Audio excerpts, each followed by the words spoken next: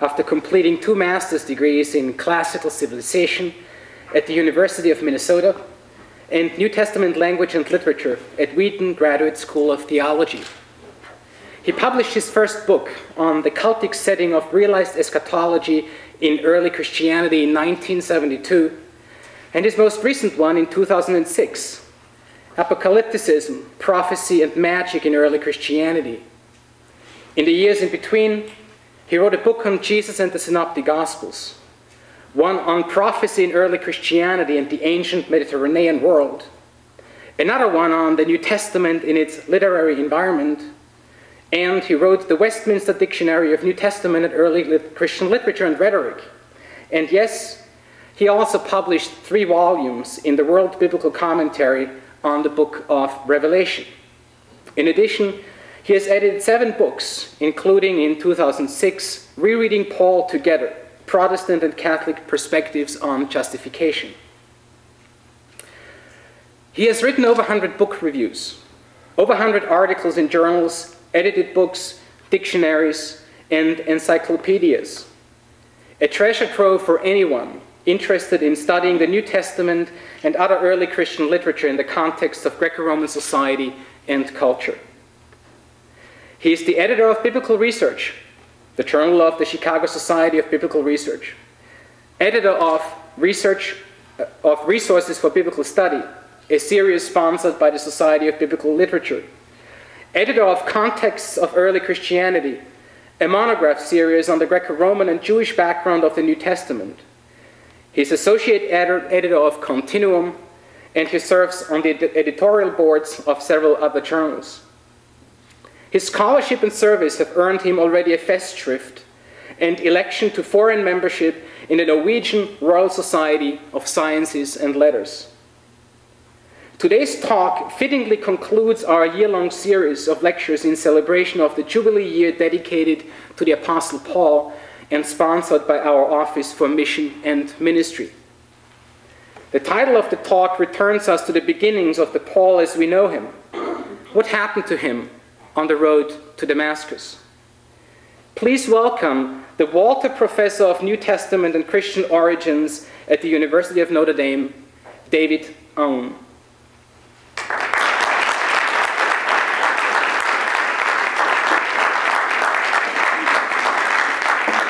Thank you, thank you. It's an honor to be here and to share a few things on the Apostle Paul with you.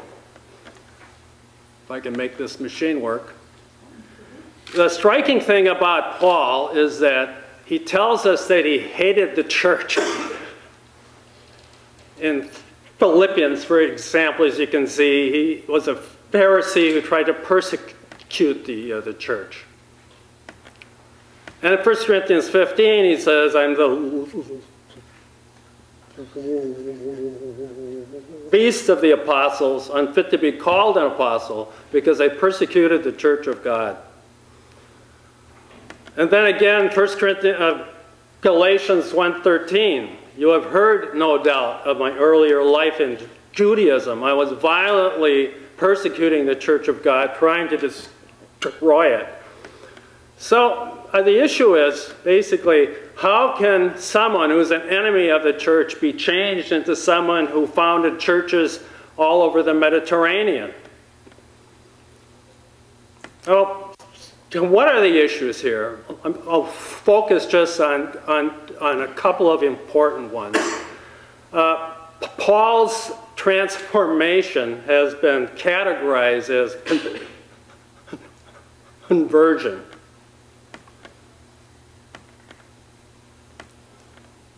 I'm working on this. Technical difficulties.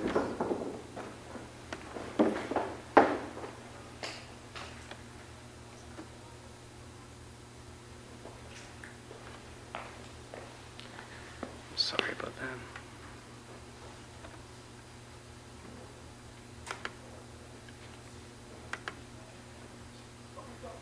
I have to go back down though.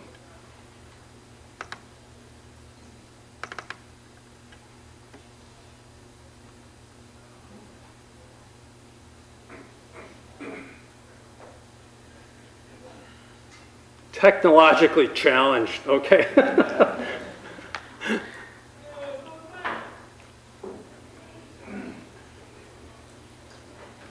So you can just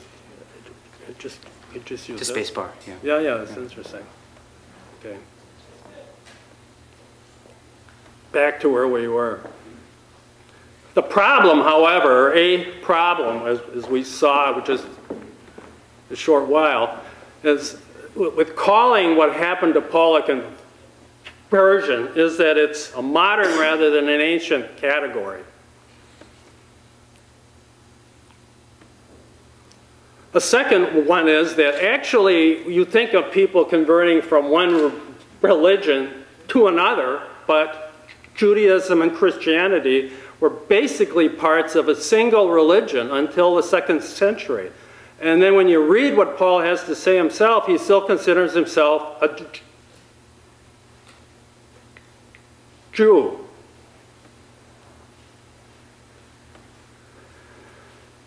Since about 1960 or so, people have started thinking about what happened to Paul as a prophetic call. So which was it? Conversion, prophetic call, or possibly both combined somehow? We have two sources. The first would be the primary source, Paul's comments in his own letters. And the second would be the fact that we have three similar accounts of his change in the book of Acts, Acts 9, 22, and 26. So let's just look at these texts and see what they have to tell us. We'll start with the secondary texts. Paul, breathing threats and slaughter against the disciples, went to the high priest, asking him for, I guess, an indictment to the synagogues in Damascus, so that if he found anyone belonging to the way, men or women, he might bring them bound to Jerusalem. As he journeyed, suddenly a light from heaven flashed around him. He fell to the ground and heard a voice saying, "Saul, Saul, why do you persecute me?" So he asked, "Who are you, sir?" And the response was, "I am Jesus, whom you are persecuting. But rise and enter the city, and you'll be told what to do." The men traveling along with him stood speechless, hearing the voice, but not seeing anyone. And Saul arose from the ground, and when his eyes were open, he could see nothing, so they brought him by the hand to Damascus. For 3 days he was without sight and neither ate nor drank. Meanwhile, Ananias received a revelation from the Lord telling him to go meet Paul in the streets of Damascus. He's hesitant because he knows his reputation. And he's told, "Go, for he is an instrument whom I have chosen to bring my name before Gentiles and kings and before the people of Israel."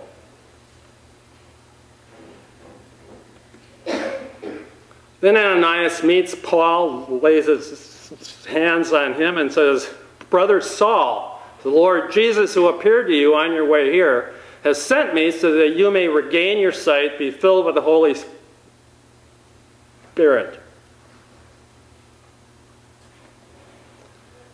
He immediately regains his sight and then is baptized by Ananias. And he then begins to proclaim in the synagogues of Damascus that Jesus is the Son of God. So what do we learn from Acts 9, 1 to 22? We'll go over these other passages also, Acts 22 and 26, and then to some sections of the Pauline letters. Well, in Luke's story, one characteristic is that he contrasts the fact that Paul starts out as hostile toward the church, and contrasts that with the subsequent proclamation that Jesus is the Son of God. So we have sort of a before-after pattern that's really typical of even the way people today speak of what happened to them if they've experienced conversion.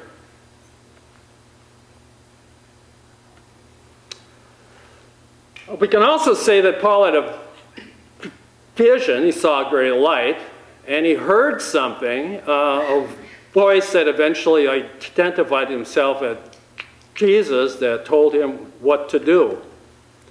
But Ananias says that Jesus appeared to him, which is an interesting development. That is not really, Paul doesn't really say he saw the Lord at this point, but Ananias tells him that he saw Jesus. So, and we also, it's probably so that Paul's temporary blindness, followed by a restored sight, symbolizes the whole before and after in his life, the contrast between the old life and the new life. Now, it's interesting that as we saw in the text, the Lord tells Ananias that Paul has been proclaimed to preach the gospel. But nobody in the stories tells Paul about this. In other words, Ananias doesn't tell him, and the Lord doesn't tell him in the vision. So this is kind of an interesting omission in some ways. So Paul's conversion now has really been a popular theme in art from the 15th century, maybe even earlier, all the way up to today, presumably. And part of the public characteristic of art means that artists are also biblical interpreters. And we'll see how they read some of these passages. This is the first example, Caravaggio. It's really a terrific piece, and it's the most popular depiction of the conversion of Paul in the world, I think. Okay. It's got just simple elements. It's very peaceful in a way. He's on the ground. This is a popular convention. So he's been thrown from a horse. He's on the ground, and he's bathed with heavenly light. Now, this is a little earlier, 1552. The last one was a painting from 1600.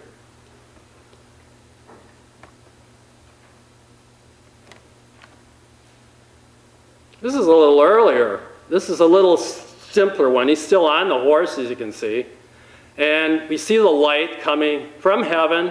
But here the horse is about to take a tumble, and I suppose he's going to end up on the ground afterwards as well. This is from 1493, actually. It's an illumination, a hand-colored illumination from a volume.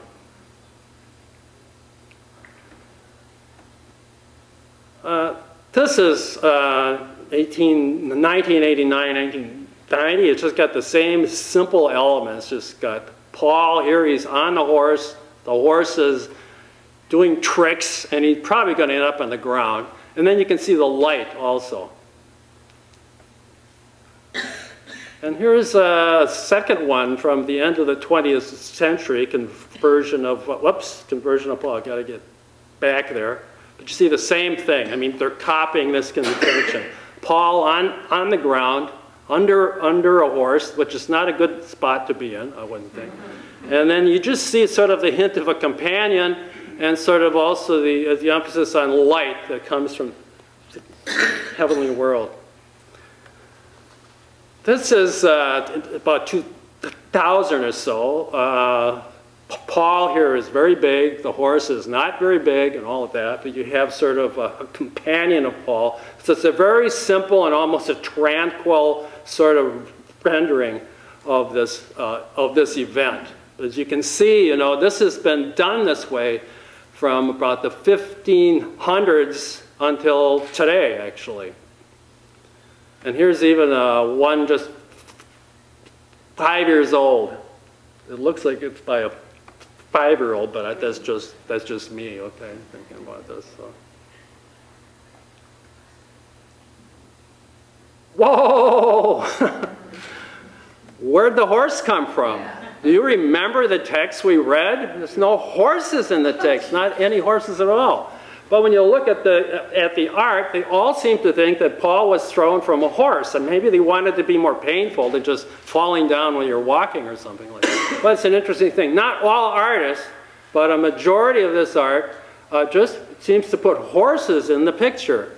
So as I said, there aren't any horses in any of the 3 depictions of Paul, of this event that happened in the life of Paul. It's checked, I checked this the other day, 130 miles from Jerusalem to Damascus. So it's about a 4-day or 5-day walk. And presumably they walked, I don't know, unless they took another route, another way, but that we don't know. So this is the second section. We looked at the 9th chapter of Acts. Let's look at Acts 22. This begins the 2 passages, Acts 22 and 26, where Paul tells about what happened. And in this instance, he's been arrested in the temple, and he wants to sort of defend himself, and he's allowed to, just outside the temple, apparently. So he also begins by telling how he had persecuted the church of God, and was on his way to Damascus to do even more harm. He saw the light, fell to the ground, off a horse? We don't know, do we? And he heard the voice, Saul, Saul, why are you persecuting me? And when asked, who are you? The speaker said, I am Jesus of Nazareth, whom you are persecuting.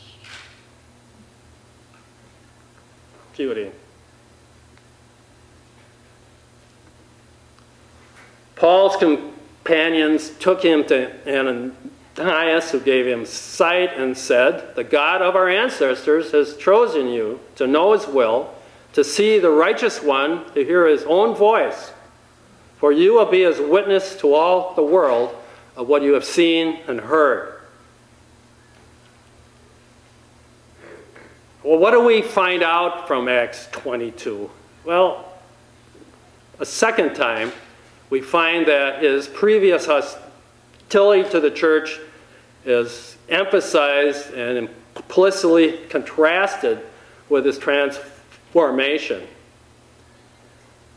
Those with Paul saw the light but heard nothing. Whereas in Acts 9:7, his companions hear the voice but don't see anybody. So there's a little discrepancy in some of the details here.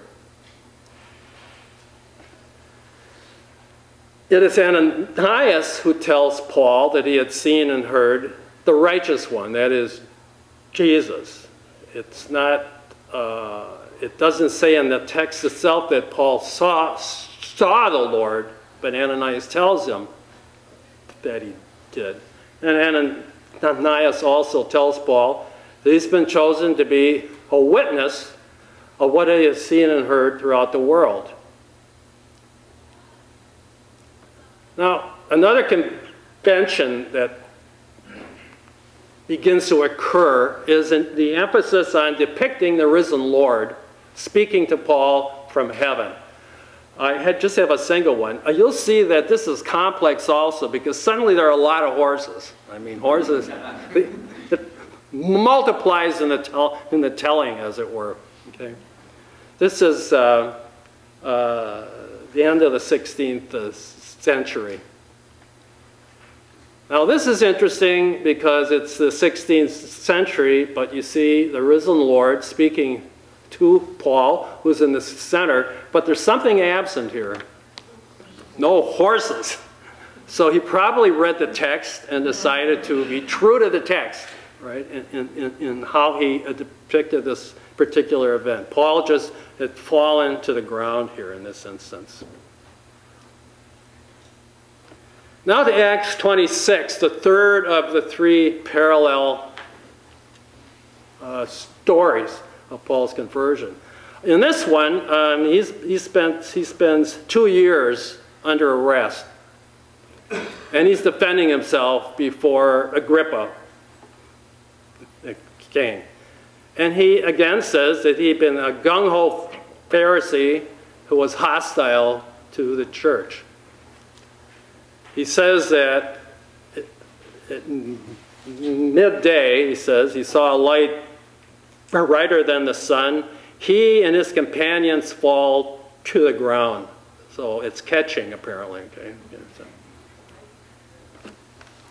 Paul then hears the voice, Saul, Saul, why are you persecuting me?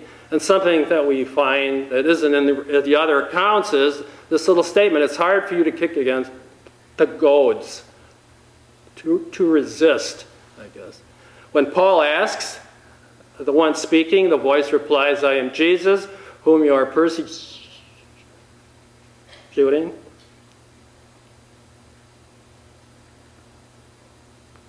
And then unlike Acts 9 and 22, Jesus provides a detailed commission directly to Paul. It's quite long. Get up, stand on your feet, for I have appeared to you for this purpose. Will appoint you to serve and testify to the things in which you have seen me, and to those in which I will appear to you. So he's actually talking about events that are going to occur in the book of Acts, in Paul's life. I will rescue you from your people and from the Gentiles to whom I am sending you, to open their eyes so that they may turn from darkness to light, from the power of Satan to God, so that they may receive forgiveness of sins and a place among those who are sanctified by faith within me. So Paul then, after that, tells that he proclaimed to people in Damascus and Jerusalem that they should repent and turn to God. So what do we learn from Acts, the 26th chapter of Acts? Again, it starts the same way. Paul contrasts the old way with the new, his old life with the new life. And oddly, while Paul alone fell to the ground in Acts 9 and 22, as I said, it's sort of catching here now by the 26th chapter, everybody falls to the ground. And the commission to proclaim the gospel to Jews and Gentiles is revealed to the exalted Jesus directly to Paul by the risen Lord. And this is in contrast, as we've seen, to the 9th chapter of Acts, where Paul's commission is revealed only to Ananias, and in Acts 22, where Ananias passes it on to Paul. Now, this is a very famous painting by Michelangelo, but the whole scene is chaotic. If you compare it with the first pictures that I showed, which were relatively tranquil, these are just chaotic. It sort of shows a physical upheaval that probably reflects what went on in Paul's life. But you see there's just a single horse here. So Paul has fallen off his horse, apparently.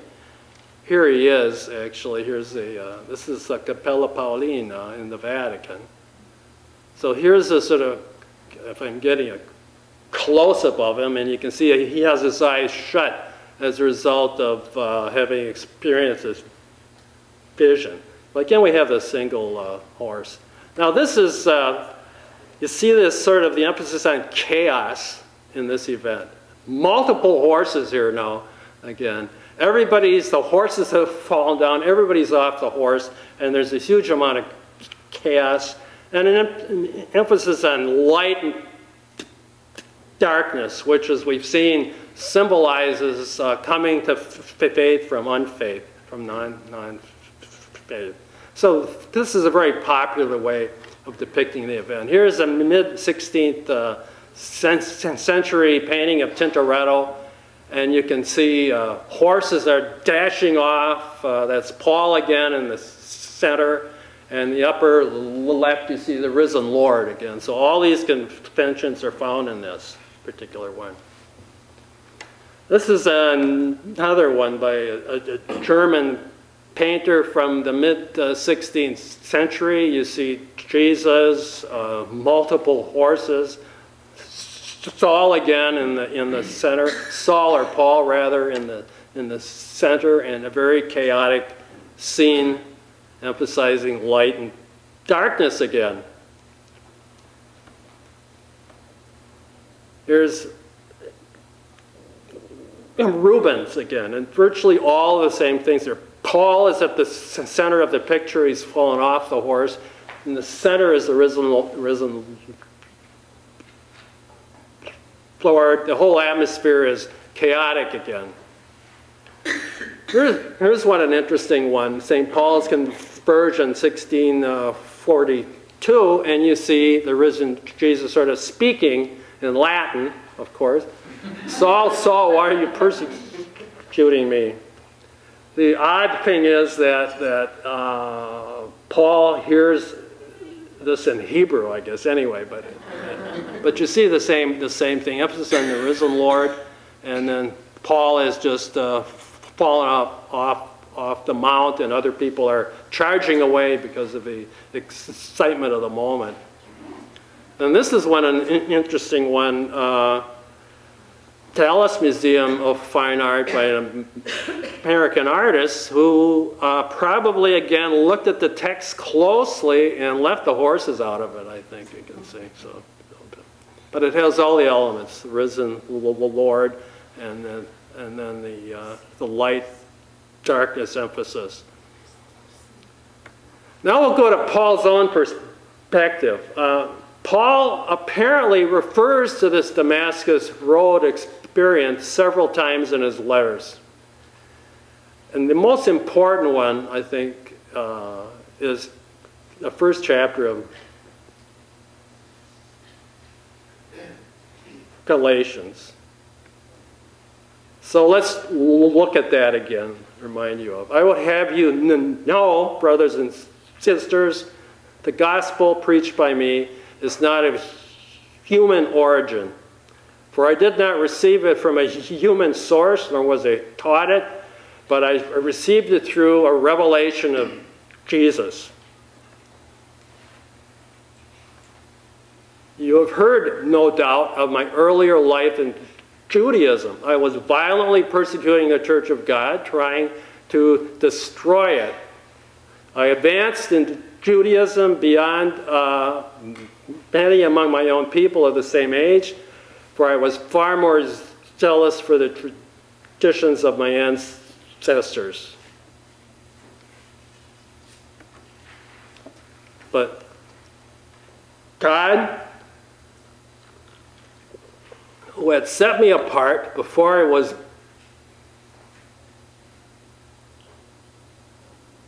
born, he's phrasing, pulling phrases from Jeremiah 1:5 or Isaiah 49, 1-6. And called me through his grace, was pleased to reveal his Son to me, so that I might proclaim him among the Gentiles. I did not confer with human beings, nor did I go up to Jerusalem to those who were already apostles before me, but I went away at once into Arabia, and afterwards returned to Damascus. These are called Paul's hidden years. It's quite a number that he's sort of out of view. So what do we find out from this passage? Again, Paul, like to Luke after him, the book of Acts is written sort of almost at the end of the first century, and Paul, he writes from about 49, 50 AD through about 58 or so. So about a generation before Luke. He contrasts his former life with his life as a follower of Jesus. Something he does also here is he doesn't emphasize, he de-emphasizes his contacts with earlier apostles, because he's trying to emphasize the fact that his gospel is not based on Christian tradition, but a revelation that he received on the road to Damascus, apparently. Now, Paul alludes to the Hebrew Bible in explaining this experience as we've seen. I overlined them so we can see that, to Jeremiah 1 and Isaiah 49. The purpose apparently behind God's revelation to him was that he would proclaim him, Jesus, among the Gentiles.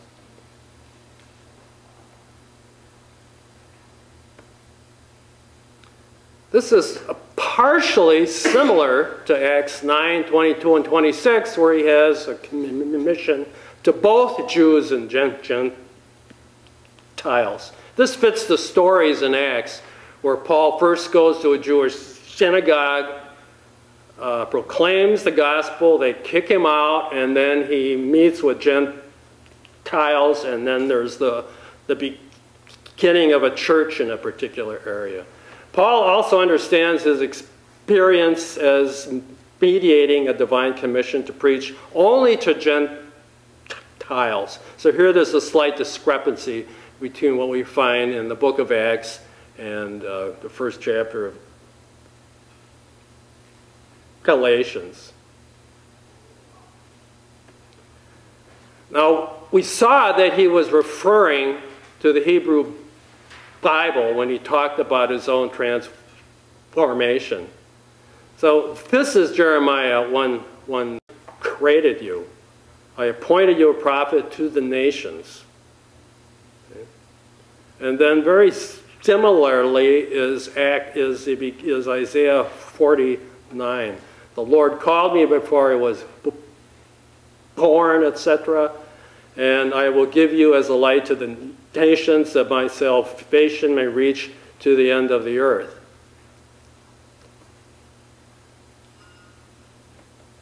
What do these allusions emphasize in Paul's account? They're both prophetic call narratives. Both Isaiah and Jeremiah are referring to how God called them to proclaim the gospel to the nations. Apparently, he reflected on what happened to him. From the perspective of Jeremiah and Isaiah, it seems that he came to understand his own experience on the road to Damascus as a prophetic call.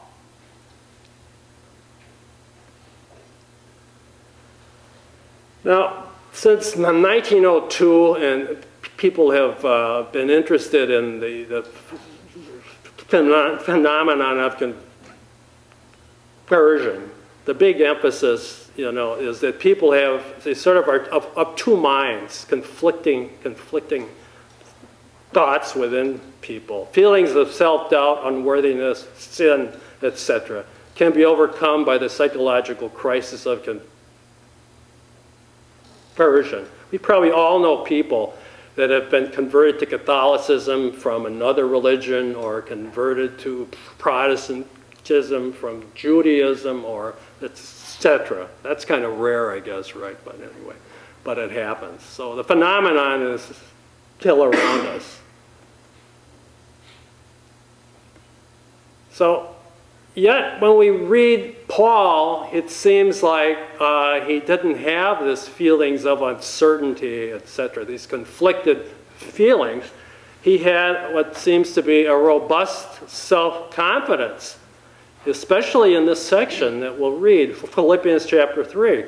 He's speaking about his old life, that he says, if anyone else has reason to be confident in the flesh, I more. Circumcised the 8th day, a member of the people of Israel, a tribe of Benjamin, a Hebrew born of Hebrews, a Pharisee, had it all, I guess. Back. Technologically challenged, as I say so. And then 6, as to zeal, a persecutor of the church, as to righteousness under the law, blameless. So apparently, in retrospect, he sees himself as having no problems at all, but as being a real achiever. in his former outlook, I guess. Now, it's another primary source, 1 Corinthians 15, 7 and 9, that seems to refer to this event. Jesus, referring to Jesus, appeared to James, then to all the apostles. Last of all, he appeared to me, for I am least of all the apostles, unfit to be called an apostle, because I persecuted the church of God. And then a second one, 1 Corinthians 9, 1, the same Corinthians, he says, am I not free? Am I not an apostle? Have I not seen Jesus our Lord? So the fact, Paul is very, very concerned with his apostleship. People denigrate it, and he defends it. But his apostleship, which means being sent out, traces back in his mind to the fact that he saw the risen Lord. Another interesting thing is that 1 Corinthians 15 passage refers to appearances of Jesus after the resurrection. And the final one, he says, is to he himself, which means that he thinks of this appearance that he had as basically a resurrection appearance. Probably the end of all the resurrection ones that are described in the Bible. So did he experience a conversion or a prophetic call? Well, in Acts 9, 22 and 26, there's a contrast by Luke between Paul's pre-Christian existence and his post-Christian, and his Christian existence, sort of emphasizing the idea of a conversion. And also in that Acts 26, there was the emphasis that when you preach to the Gentiles and Jews, there will be a turning from darkness to light. Again, this contrast. And the second thing we can say is that Paul had not been suffering from self-doubt before his Damascus Road experience. So he doesn't seem to fit the character of Augustine, for example, or others that have this self-doubt and conflict before they make a radical change in their lives. The third one is Paul was convinced that he'd seen the risen Lord. And since, whoops, back.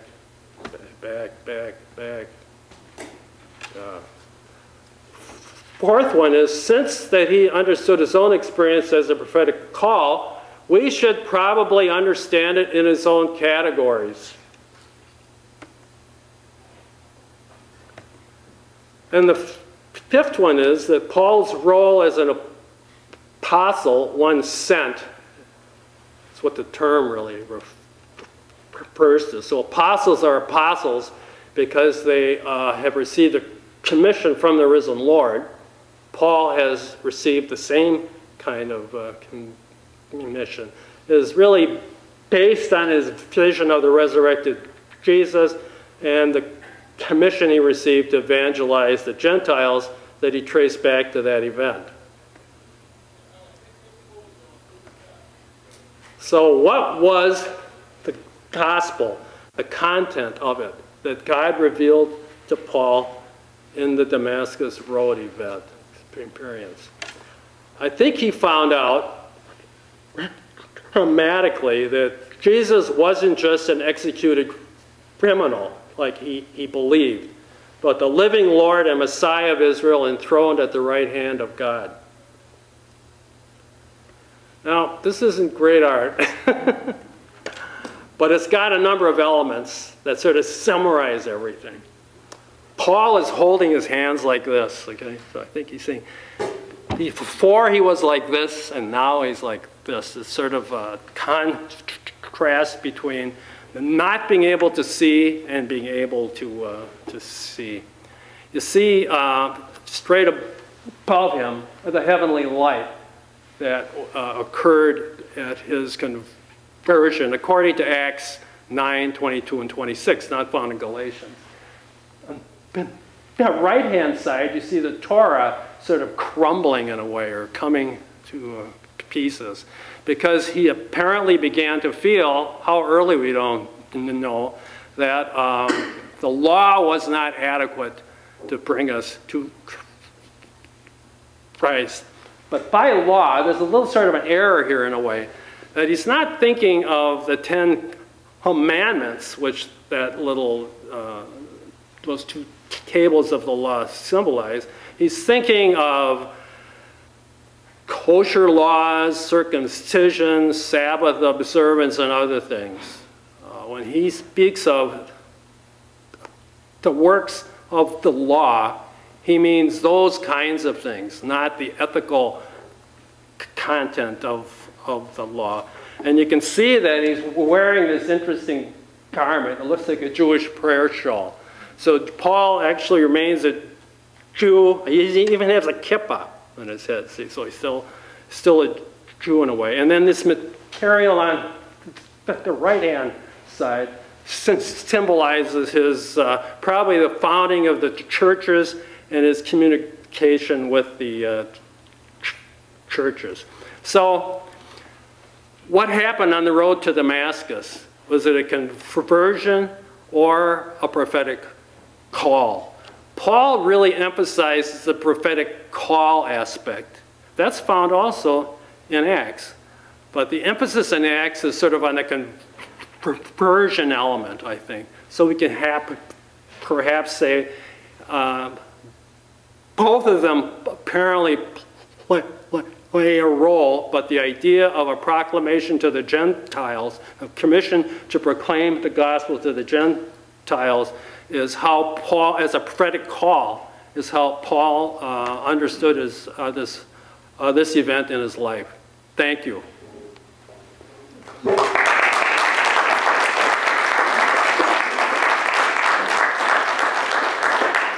I can't turn this off, but if anybody would like to ask anything, feel free. Yes? Well, what are goads anyway? You know, kicking against the goads? I think... I understand the idea is stop resisting, right? He's resisting something he can't resist. In other words, it's stupid to do it. If you kick against something that's going to harm you, like kicking against something sticking out of a wall or so, you know, you can be angry, but you're going to hurt yourself. Yeah. So I think he's saying he's just harming himself in the long run. So, but it's only found in that one text, right? Just that one text. So. Do you believe that, or no? Sorry. Yes. It's more a comment than a question, but when you talked about conversion and self-doubt, in looking at people today who are so zealous that they murder other people, I think they do experience self-doubt and they have this front of confidence.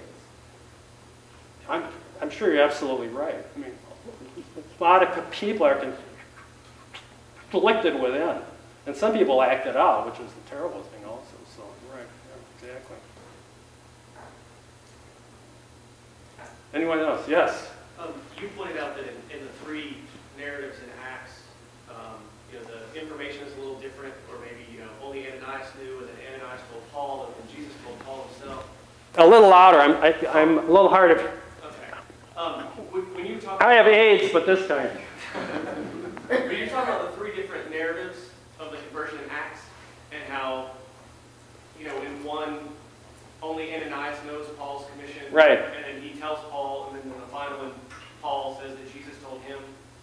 Do you find any literary value in laying it out that way for Luke? Well, I mean, it's interesting because this is a single author, and when he writes the account in three instances, Acts 9, 22, and 26, I mean, this shows that this is a big emphasis in the book. I mean, he's trying to underline the fact of who Paul is and how he received this divine revelation from the risen Lord. But the hard thing to understand is why he felt he had to make these changes so that they really don't agree. If you put them side by side, you know, they're the same events are described, but the details are different. I just think that back in the first century, they didn't have the, they weren't so restricted by feeling they had to be exact when they repeated something. They could repeat it in a very kind of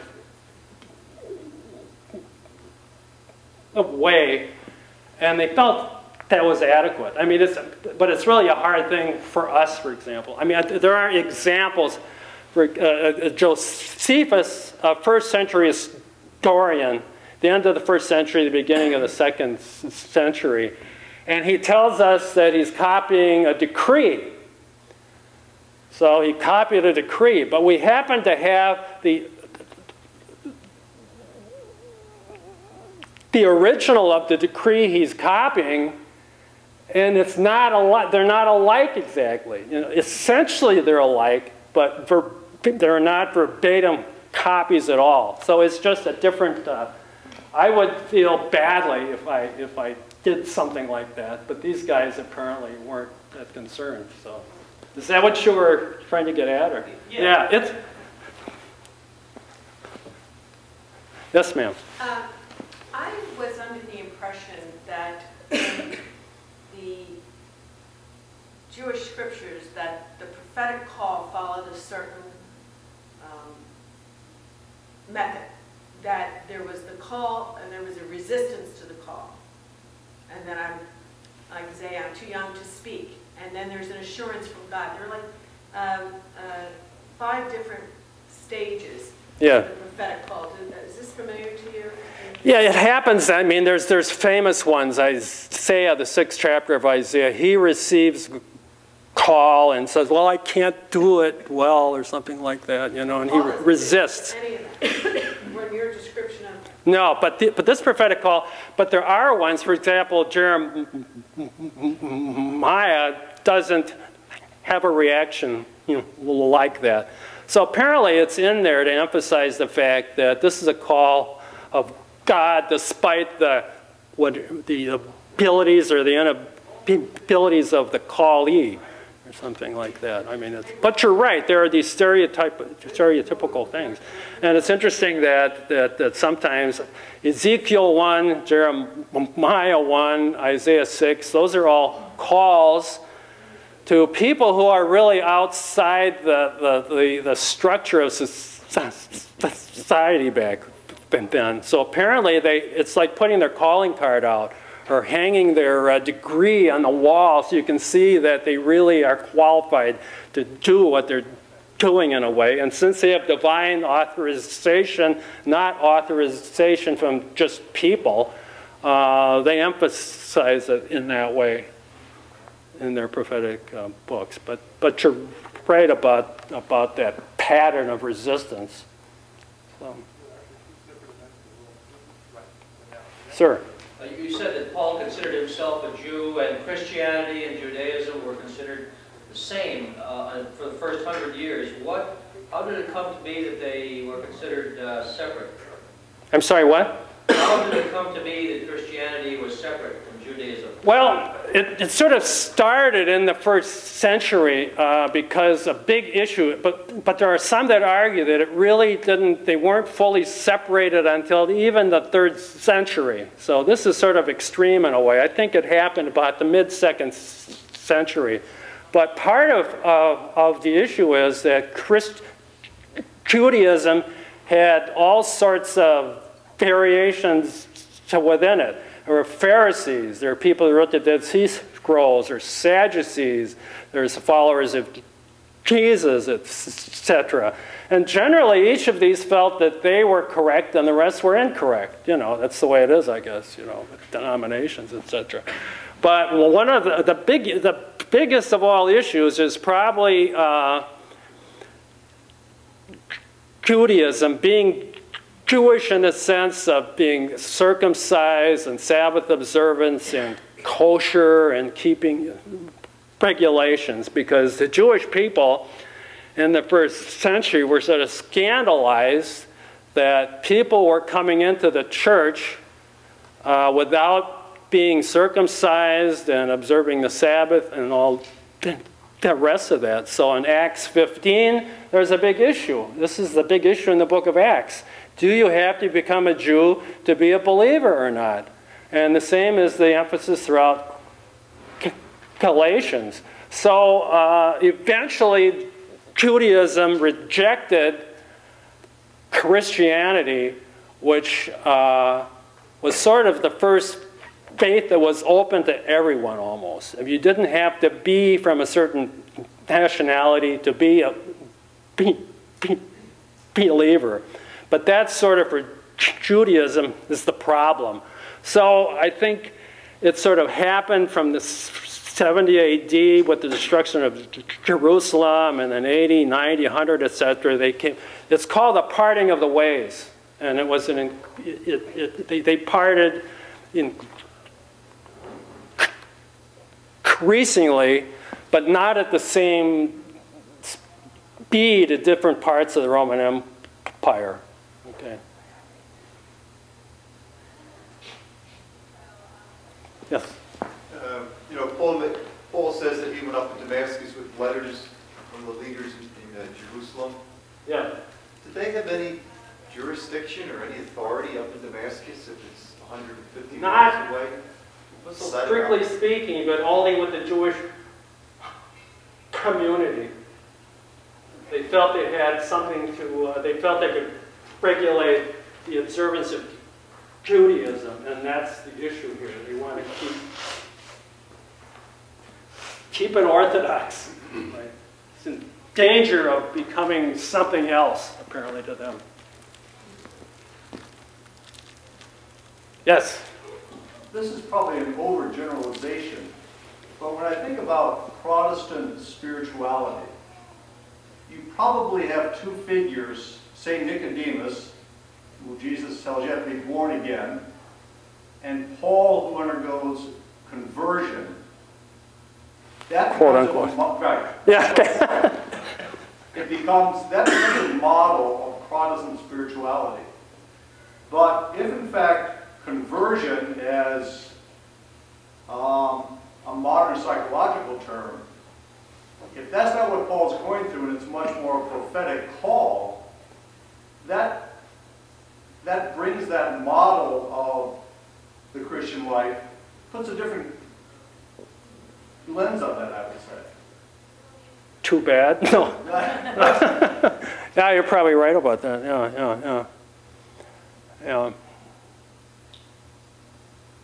There were two others here. I just wondered, do we know exactly when Paul lived? I'm sorry? Do we know exactly when Paul lived? He died 62 in Rome. Actually, the Church of St. Paul outside the walls is thought to be where his remains are. And he was born probably, it's hard to say, maybe 80, 10 or something like that. That's a guess. That's a guess. That's a guess. Yeah, did you have? Is the horse then, and that's depicted in all of that? I'm sorry, I can't. Is the horse that's depicted in all that artwork? Yeah. Is that purely the artist's rendition, or does that just reflect on his former life as being a Roman soldier? I missed that. Does it reflect on his life as being formerly a Roman soldier? Oh, no. You mean in the pictures, the Roman soldier? Whether the horse might be a symbolic expression of no, I don't think they have that in mind. I think it's just strictly anachronistic. They think that, people had to travel by horse, probably.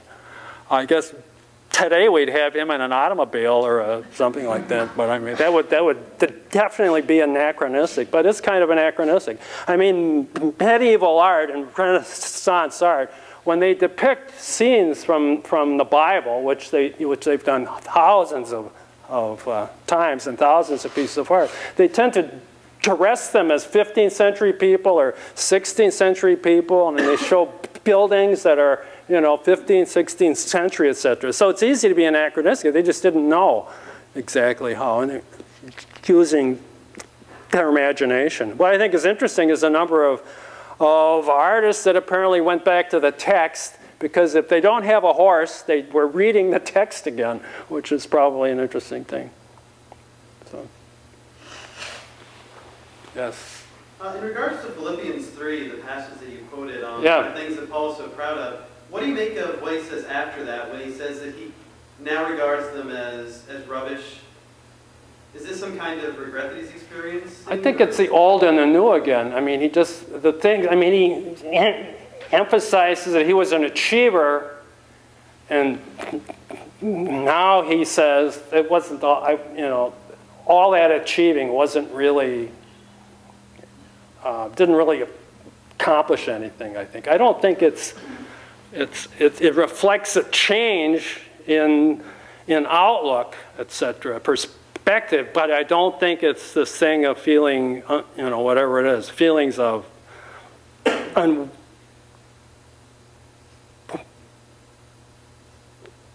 unworthiness or whatever, or guilt, I don't know.